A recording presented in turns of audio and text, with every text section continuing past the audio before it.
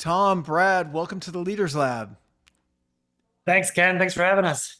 You got Yeah, it. we Well, really appreciate it, Ken. no problem. Well, I'm excited to dive into your guys' book that released earlier this year.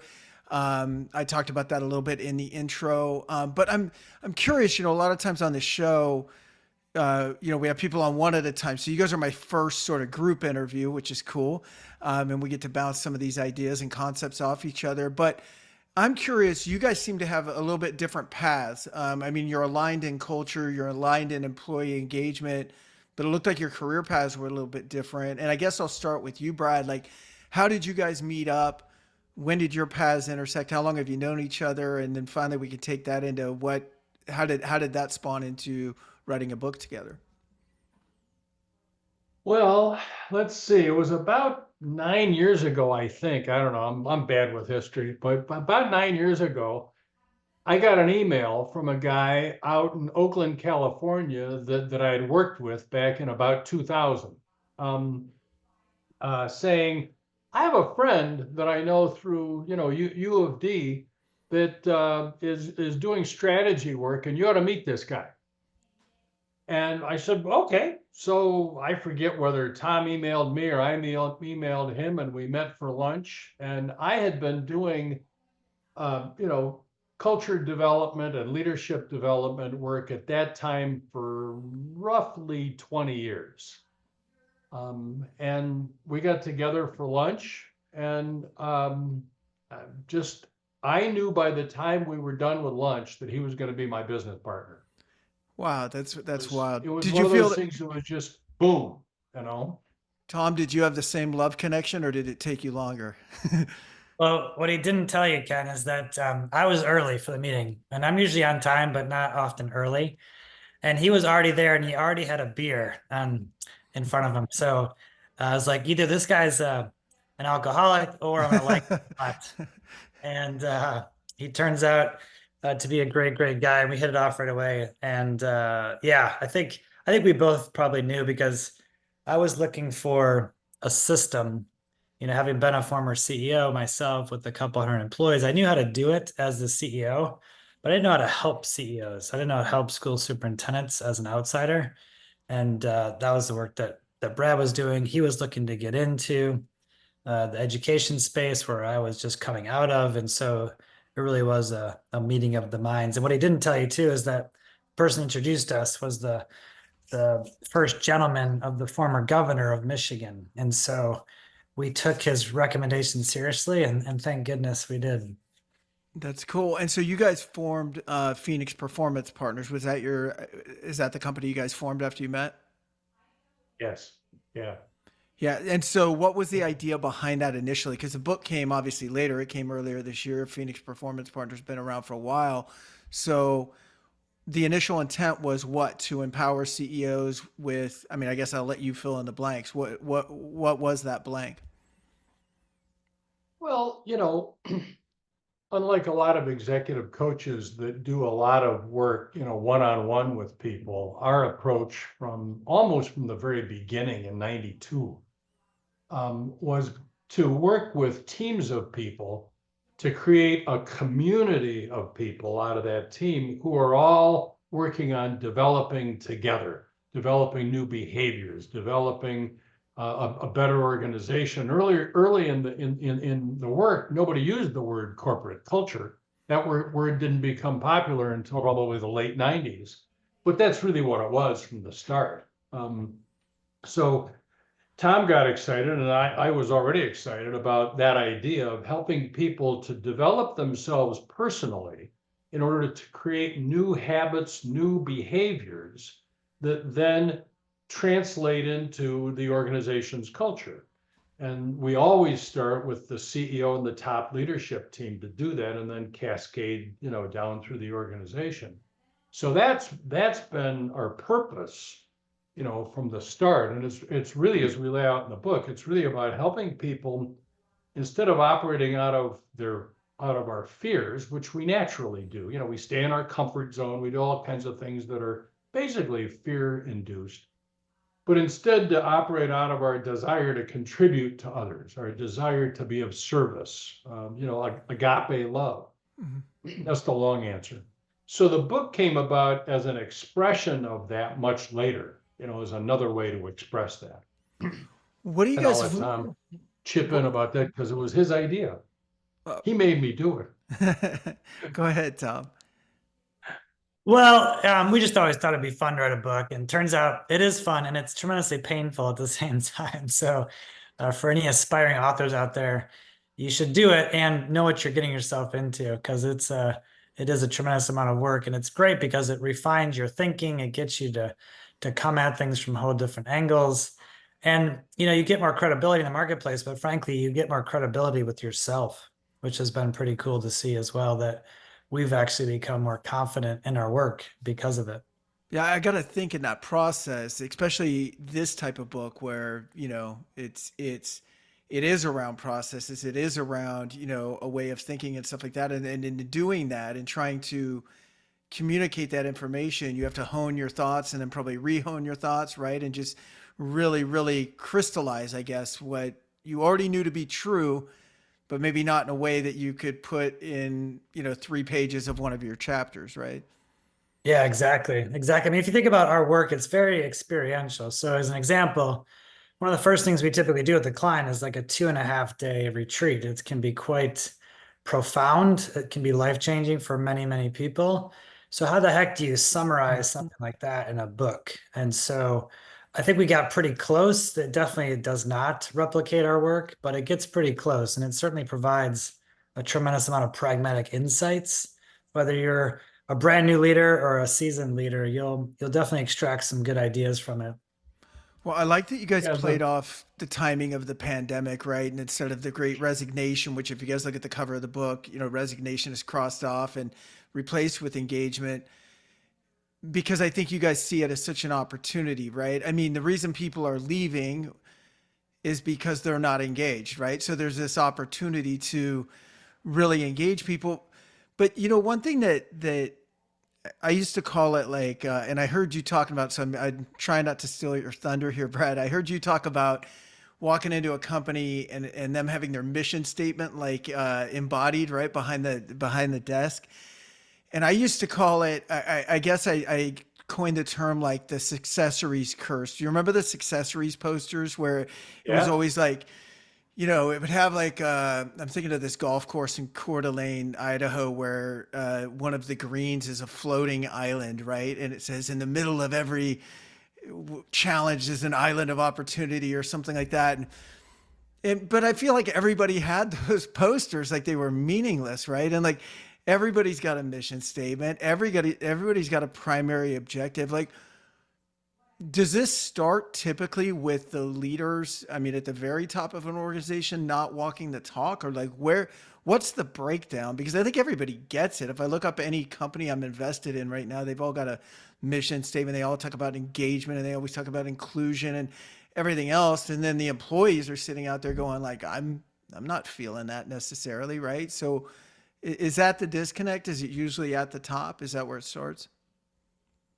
Yeah, well, I think there's several disconnects. The first is this idea of crafting a mission statement is something that's fairly recent in our corporate history. It's, the last 40, 50 years. Before that, you hardly heard of such a thing. But the practice has become about crafting a statement. Let's go away with a consultant and we'll come up and we'll wordsmith and most mission statements end up being, I don't mean to imply that people aren't sincere about it, but they end up being like a PR statement. Right. It's as opposed to what we discovered early on was that people need to possess and internalize a genuine commitment to the purpose of the organization. That's very different than saluting a mission statement. So the work that we do helps, starting with the CEO and her or his executive team, helps them get really clear about what am I committed to as a purpose for my life and how is that expressed through my work. And it's not like it isn't there for them. It's there, but it's usually sort of lurking below the surface. So what we're looking to do is to help people to become really conscious of their purpose so that they can share it with associates in a way that associates get excited about it and they begin to see their own purpose in it. The medium in which, when we're leading like that, the medium in which we're working, medium meaning like on paper or digital or, some kind of artistic medium, the medium that we're working in is the imagination of the human beings that comprise the organization. It's our job as a leader to evoke from people a picture, a vision of what's possible out of my career. My career is here to help. I mean, we just worked a large food bank in Detroit area. Well, I mean, they're committed to eliminating food insecurity in the city of Detroit. And they're committed to it. And they work really hard, especially after our work with them, to foster that commitment within every person that comprises the organization. That's a powerful organization. Hmm. That's very different than, oh, what a great mission statement. I also like that one because it's big, but it's easy to understand and it's impactful, right? Like that was a good Yeah. statement that food bank has for sure. It's a mission bigger than themselves, right? It's a mission that can change lives, right? And yeah, and it's easy for anyone to get behind that. Um, And and if you listen to 10 people there talk about it, they're going to say it differently than I would. right, Because it's not like a statement. That's actually my version of what their purpose is. sure, It's not like a statement. It's this living, breathing commitment in them. right. That actually is the foundation of who they are, who they're being. Okay, And if, so go ahead, Tom. well, if you really want to do it even better than that, Ken, there's a whole nother level of depth, which is our formula for engagement. We try to simplify things, and Brad came up with this, which I think it's elegant and brilliant because it's so simple. Is that engagement is a function of aspiration and empowerment. Aspiration and empowerment. So if you think about that, that even more foundational than a mission or a mission statement or any of that stuff that the company espouses, what does each person care about? What do they aspire to? And so the real job of leadership is to help yourself figure that out first, and then to help your people figure out what do they care about? What do they aspire to? What are they trying to accomplish in their life? What are they trying to accomplish with this job? And 99% of the time, it can be mapped onto the purpose of the organization. So now we're not trying to get buy-in to some stupid mission statement. It's no, I don't have to get buy-in because it's yours. It's your aspiration. If you care about it, I don't have to convince you. I don't have to get buy-in. I don't have to sell you on it. Now, we all forget. We all lose that at times. Even us who does this professionally, there's times when I'm whining about getting on an airplane because I have to fly to California or fly to Boston. And when I can slow down and say, okay, why do I do this job? Oh, yeah, that's right. Because I get to help people. I get to fundamentally change cultures, which changes thousands of people's lives. And almost that quickly, I can shift my mindset from, woe is me to, oh, yeah, that's why I do this. And I get excited again. So is a good way, I guess as you guys are talking about this, so many leaders are just putting out, let's use sales because it's easy and it's quantifiable. So a sales manager says, "Hey, sales team, you need to produce, $10,000 in new business per week, and you're going to do that by making 25 appointments and closing a third of those. So you're going to have 8 deals that equal $10,000 in total, $1,250 per deal, like whatever, and that's it." And person goes, "Okay, I mean, maybe I will, maybe I won't. I guess it depends on how money motivated they are and how engaged they are." What you're really talking about is that leader should be individually maybe finding out what makes each person on their team tick and then tying in that corporate goal or team goal to their personal aspirations. Yes. Yeah, you're now kind of pointing us toward the difference between leadership and management. They're Right. two very different functions. And we lay out leadership, management, and coaching as three separate functions in the book. And management gets a bad rap. If you look at LinkedIn or a lot of the social media out there, you see these posts that I think are kind of silly that say, be a leader, don't be a manager, or be a coach, don't be a manager. It's like somehow managing is bad.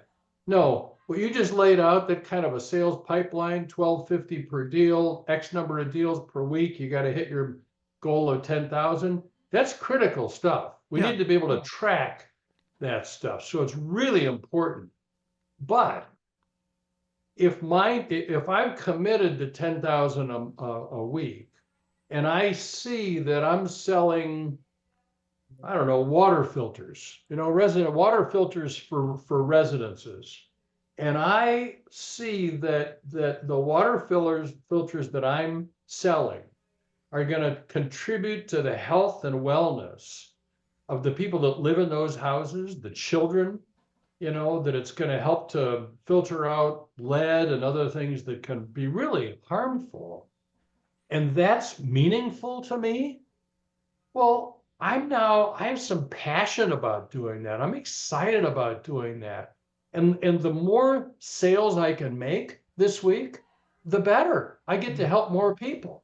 Now that number of $10,000 becomes meaningful to me. It represents X number of families. Sure. And if you want to give me a really meaningful target, give me a target that's about the number of families that I've served that might equal $10,000 a week. Sure. So yeah, it's people are motivated to help other people, which doesn't mean to say that they're not also motivated by money. I mean, we have mortgages to pay. We've got, we all have the practical side, but money alone isn't enough by itself. Well, It just isn't. I fell into a fortunate position or scenario, I guess, early in my career where my little company had got bought by another, like a big company, and I went to work for them, and very quickly my 6 employees went to about 30, and I had never managed 30 people before at that point in my career, and everything I stood for as a leader was like really a lot of this stuff. I mean, understanding everybody. It was really easy to do with 6 people. We were going to each other's kids' birthday parties, and I knew why everybody was there and kind of what made them tick. And all of a sudden, I didn't know a large portion of our staff, and so we had a team meeting, brought everybody in, and I just kind of owned it. I said, hey, I've always kind of prided myself on knowing what you guys want and what you're aiming for and where you're going, and I don't know. Like, we've grown too fast, and can you do me a favor? It was on a Friday. Can you just write down what you're here for? Like, what's the next year look like for you? And I don't really care what it is, as long as it comes from something you want, either personally or professionally. Now, this is a little bit different than tying it back into being of service, right? And the company mission statement. But I got answers anywhere from, I want your job, I want to be a GM in a couple of years, to I want to make $20,000 more this year. I had one guy say he wanted to buy a boat. Every single thing that they gave me, I was then able to break down into something that would tie back into performance, if they really wanted that. So it was like getting clarity. Is that what you want? Why do you want it? Do you want us to hold you accountable to your own goals? Right? And they, of course, always say yes. And what I found more times than not, than when it was put back on the employees, their expectations for themselves were higher than what I would have asked for anyway, right? When it came to actual performance numbers. So then it was like, sure, you can buy a boat. What kind of boat? I mean, we really got analytical about it. Oh, Mastercraft. What type? Do you like to water ski? Yeah. Okay. That's a back then $50,000 boat. It's probably $100,000 now, but it was like, finance it? Do you want to pay cash? Like, what do you want to do? No, I'm going to finance it. I'm going to put $10,000 down. And it was like, okay, here's your pay plan. Here's the way it works. You're not far away. You need this many more calls, this many more this. Now, what was missing still in that was the serving the greater good, but it was still effective. And you're still tapping into people's aspiration. Sure. They had those personal aspirations, which are motivating to them. Totally. Oh, yeah. And I think that agreement too, where it's, do I have permission essentially to lead you towards this, right? Because expectations are one thing, minimum expectations for a job, and aspirations. Like, you want my job, great, because I don't want to be in it either in a couple of years. I want to be doing something else, right? So, is that how you want me to coach you? Because that's a whole different level than as an individual contributor.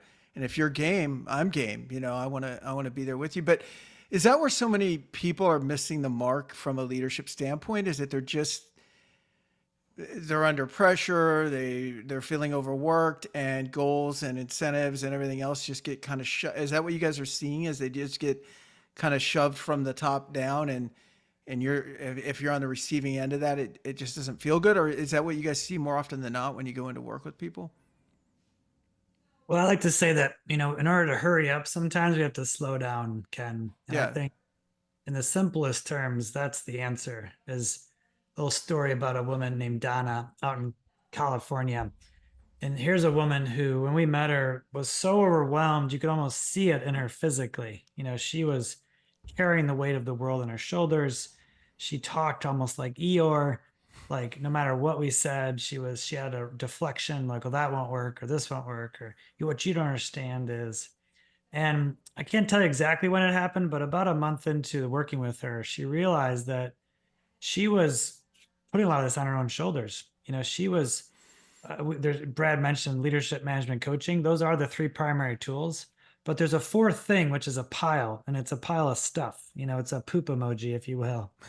And she was overwhelmed by her own pile. She was taking everything on and trying to accomplish everything. She was the ultimate sort of super doer, right? But then she realized that her job wasn't to do stuff as much anymore, but her job was to lead and to manage and to coach other people. And when she started to do that, guess what happened to the pile of stuff? It started to shrink. It started to get smaller. And so if you're a leader, that's really, really instructive, because too many of us leaders get sucked into the doing and into the tasks, into the cranking out. And then what we do is we delegate, which is, I think, a terrible word. We can talk more about that if you want to. But then we delegate, and then people feel dumped on, and it just creates a vicious cycle, as opposed to doing what Donna did, which is slowing down and saying, okay, how am I going to intentionally shape my week? How am I going to intentionally shape my days so that I'm leading and I'm coaching and I'm doing a little bit of management? And when she started to do that, she physically and emotionally, like, could stand taller. She went from working 80, 90 hours a week to 40 or 50. She's still working a lot, but she is a completely different human being, just because of that simple acknowledgement, and that self-empowerment, by the way, that she took on herself. She stopped blaming her boss, she stopped blaming society, and said, no, I've got to do something about this. I've got to take ownership. I've got to empower myself. I like And that. Oh, go ahead. Go ahead. Sorry. go ahead, Ken. No, I was going to say, well, I want to hear more on delegation, and maybe what a better framework is for that. But I also didn't want to miss what Brad was saying earlier between leadership and management, because I think I've been guilty too. Like, I don't like the word manager necessarily, right? Like, because it is somewhat void of leadership. But I agree completely with what you're saying, Brad, in that it's both, right? It's both. There are things you need to manage, and you need to lead, right? And so I really like that, and I didn't want to miss that. But go ahead, Brad, on your point, and then I want to hear more about delegation and maybe what an alternate, mental framework might be instead of delegation. Go ahead.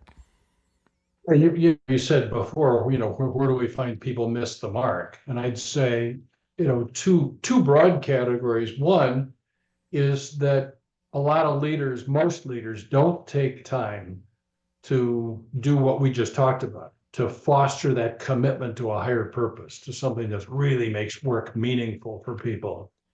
And then the second is that people complain a lot about, well, there's a lack of accountability around here. I mean, we hear that everywhere we go. Right. Um, and it's usually that if if I'm a leader or a manager, whatever you want to call me, and I have people that are reporting to me, some are doing well, some are not doing as well. First of all, we look at accountability as something that is punitive. It's something that we trot out when somebody's not getting their job done, which is not at all a productive use of accountability. In fact, it's destructive. You alluded to it. Are you going to give me permission to hold me accountable for this? accountability is a way of supporting people. It's Hmm. like when you go to the gym on the weekend and, talk to your personal trainer, the first thing they ask you is, did you do the 3 workouts this week that you Sure. promised? Well, that's simply put, that's accountabiliity right there. Just getting people to make promises and then following up with them to find out how they did. And when we view it as punitive, then people avoid it because I get a bunch of people working for me. They're good people. They're working hard. They're trying really well. I don't want to come down on them hard. They're going to get upset with me, or they might even leave in this labor market.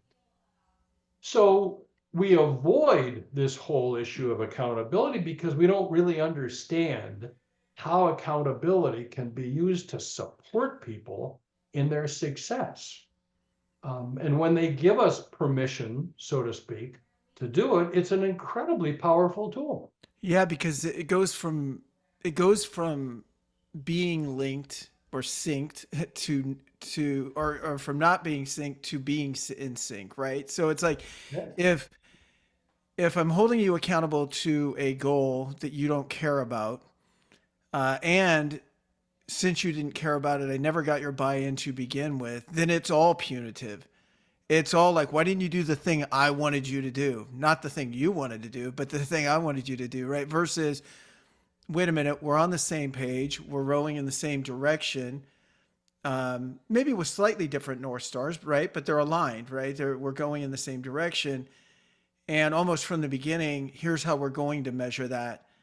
And it's not retroactive, it's almost as it's happening, right? So that performance isn't really something we're looking in the rearview mirror at, but something we're measuring. Um, but Tom, talk a little bit more about delegation and why, because I probably overuse that word myself. I always say like, oh, I'm a master delegator, but maybe I could change that to like master empowerer or something like that. But why do you think delegation is maybe the wrong word? Well, think about it for a second. Who does the delegating benefit primarily? The person doing the delegating. Yeah, which is not really servant leadership. Now, Sure. there's a clear bias on my opinion that servant leadership is the way to go, but there's plenty of research that would support that, I think. And so if we think about just that simple setup, we're already out of the gate. We're in a bad spot because it's one-sided. So to your point, what's the flip side? Well, what does that person want? Right? What is that person interested in? And how do I get them to take it because they want it? Then I don't have to delegate them. I just give it to them. Now, again, for some of the listeners, they'd be like, well, that's way too simplistic. Well, maybe, but I think it works 99% of the time. If you just slow down and think about the dynamics between you and this teammate.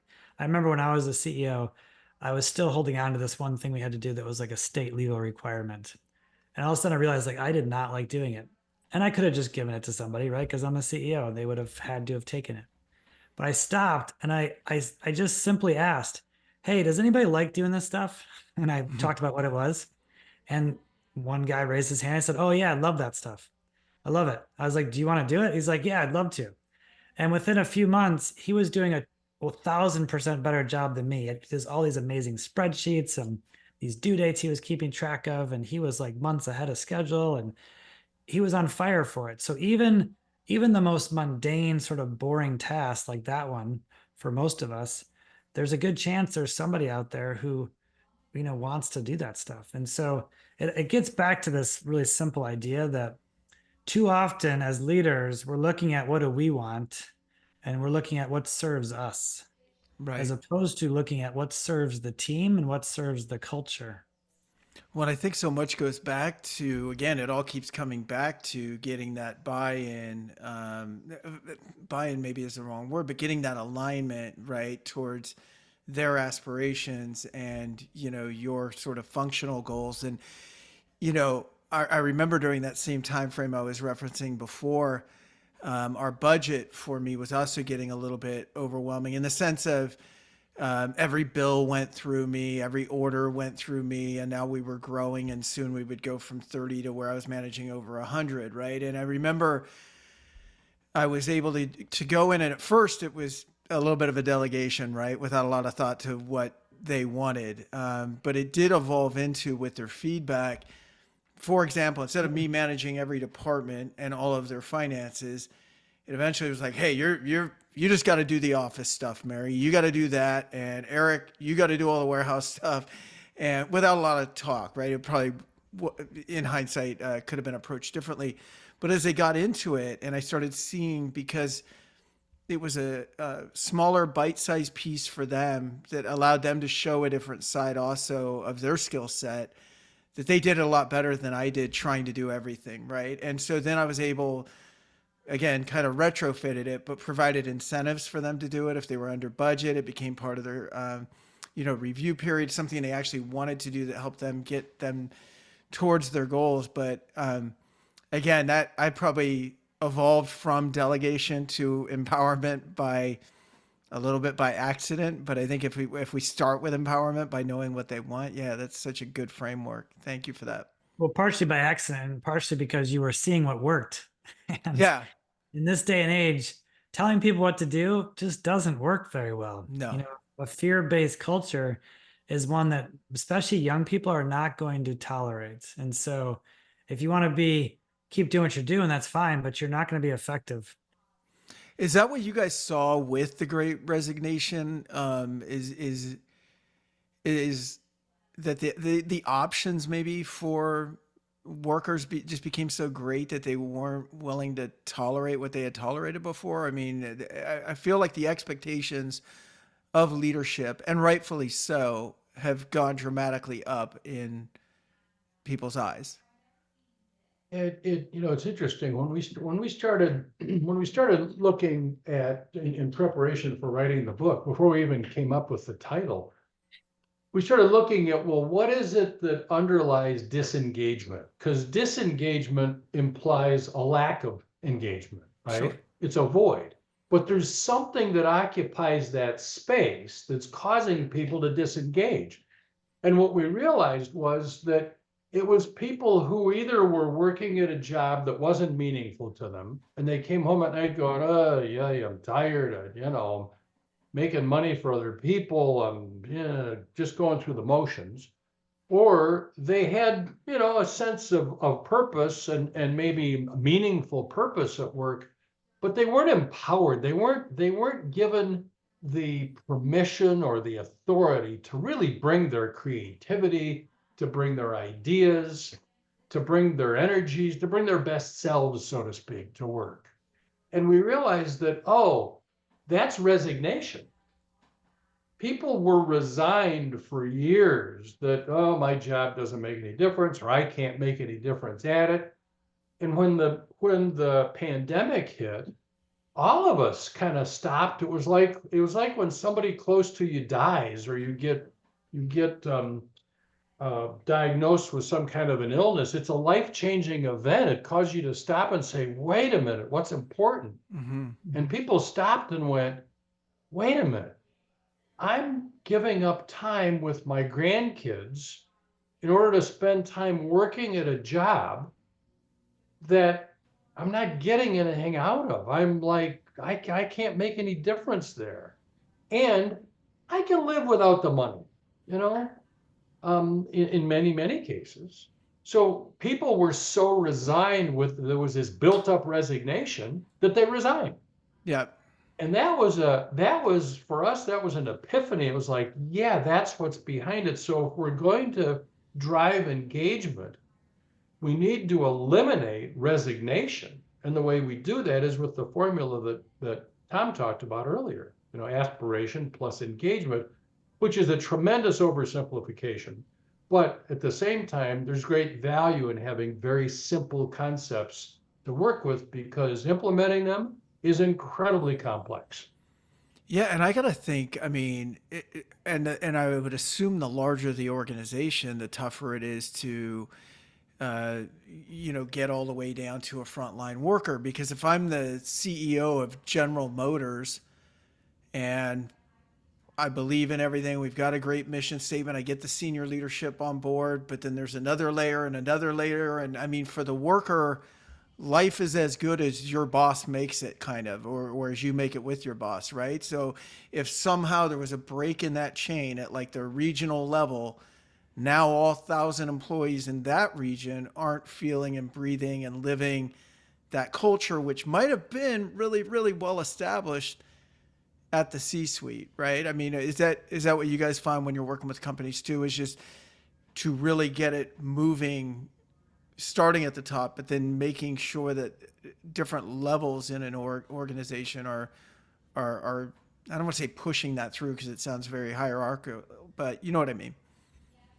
Yeah, that gets back to what's the intention. Yeah.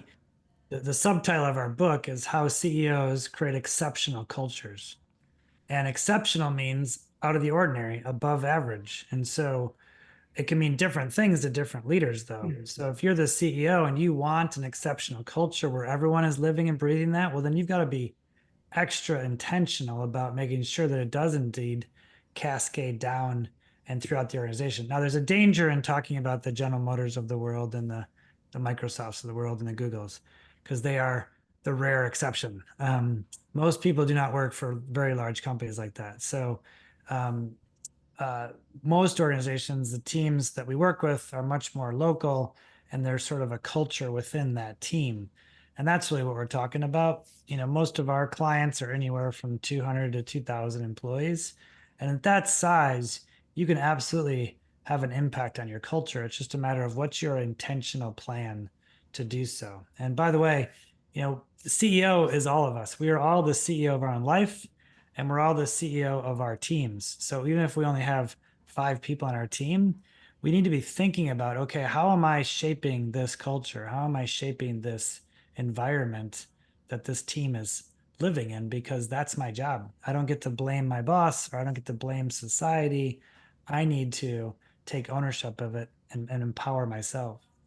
What are some ways that the owner or CEO of a company can ensure or inspect even that their culture or their mission is being lived out all the way down to the front lines? Obviously, they'd see it in certain metrics like turnover reports or engagement scores or whatever. But what about on kind of a day to day? Because scores are typically retroactive, right? What about day to day? I the the first and most important step in that process, Ken, is one that many organizational leaders don't think about. When we say engagement, we think about doing an engagement study, about getting scores, about all those things you're talking about. The first and most important thing is that the CEO live the culture, that the CEO is leading, that they're inspiring people, with the purpose, that they're managing, that they're holding people accountable in a way that's supportive of success, and that they're coaching, that they're providing them that input, that feedback, that support to help them learn and grow. CEO's fundamental job is to grow her people or his people. So, and when they do that, their people will tend to do that with others. Now, I don't mean to make it sound like it's completely automatic, but you can put the best training programs in place that have been invented. And if the CEO isn't living it, it ain't going anywhere. Right. That's why over the years, there have been a number of times where people have hired us to come in and work for a division of a larger organization, or hired us to come in and work for a department of an organization. And every single time it fails, every single time. Because we've learned, if we don't start with the CEO, it ain't going anywhere. So we don't accept those kinds of engagements anymore, just because we know it's doomed to failure. Now, that's not the only important step, but it is the seminal step, and the one that I want to leave us on because it's so often overlooked. Right. Absolutely. And I think I know in my own style, I guess, is I don't really care. I shouldn't say I don't care. I take what someone is self-reporting to me with a grain of salt. Meaning, if I were in and meeting with a sales manager with a team of 10, hypothetically.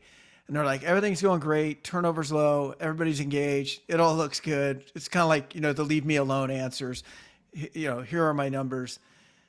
But I think if you get out there and talk to the sales reps, sometimes it's a different story, right? And I think a lot can be told in what is not said as much as in what is said. So I think the people that are engaged, people that love their leadership, people that had their goals aligned with the corporate goals, that are moving towards their goal, they're excited to talk to you about it when you come in, right? They're like, no, things are great. They know where their numbers are because they're measuring it. They don't need to be held accountable. They're holding themselves accountable, right? But if they say, yeah, I'm not really sure where our report didn't come out last week. I'm not really sure where I'm at. I haven't really had a performance review in a little while. I don't really remember what was on there. You know what I mean? Like that's one answer. And the other answer is fully engaged. And I think it's a good testament, or either way, good or bad, to what's going on with leadership. I feel like when we're talking to people on the front line, And one of the best places to start is with yourself, Yeah. to literally, in fact, I'll make it available for your audience for free. We'll put it on a landing page for you guys, but we put together this engaged life inventory, and it's just that. It's a simple, it'll take you 5 or 10 minutes. It's a great way to just slow down and think about, okay, where am I engaged in my own life and where am I not? And start there. Start by being and living and being a more engaged leader. And if you do that, to Brad's point, people will follow your lead. It's infectious, it's contagious. So start with yourself and becoming much more conscious and much more active in creating that engagement right at home, right where you are, because that's the best place to start. Agree 100%. Anything you guys would like to add? I can't believe that we're at 45 minutes or so already. It went really quick. Um, Anything else you guys would like to add before we close out? I do want to say, the great engagement, how CEOs create exceptional cultures. You guys can get it everywhere, but Amazon obviously is where I found it, so you can get it there. Lots of 5-star reviews, by the way. Anything else that you guys would like to close out with before we get going? Yeah, just a comment about the book. The challenge we had in writing it was that we didn't want to write just another conceptual book. So we've really designed it to be kind of a do-it-yourself guide with lots of exercises in it, lots of things you can engage your team with. It's designed to be a very practical, golden, exceptional culture. Very cool. So I'm going to pause. Yeah, I think what I'd like to say, Ken, is the book, our work is experiential that we do with clients, and we designed the book to be a do-it-yourself guide to building an exceptional culture. So it's full of exercises, very practical tips, very things that are designed to give people the ability to apply these concepts, not just concepts. Very cool. Yeah, and if you do end up reading it, or you end up looking to hire somebody to help you with this work, just make sure that they are promising results. Make sure that they're willing to put their butt on the line with you to help you produce what you're looking to produce, whether that's very tangible, more profitability, or it could be in the softer side. We want people to get along better. We want people to stop coming to me and complaining and go work out their challenges between them. Wherever you are on that spectrum, just make sure whoever you hire is willing to actually make a promise, because so much of this work out there, unfortunately, doesn't. There are no guarantees. There are no promises. They'll take you through a process, and it may be a pretty good process, but whether it produces results or not, doesn't really matter. They still get paid. And so that's another piece of advice I suggest to any leader out there. Well, thanks so much, guys. Again, the book is The Great Engagement, How CEOs Create Exceptional Cultures, available at Amazon and wherever you get your books. Guys, thanks so much for an insightful conversation. And everybody else, we'll see you next week in the Leaders Lab. Thanks so much.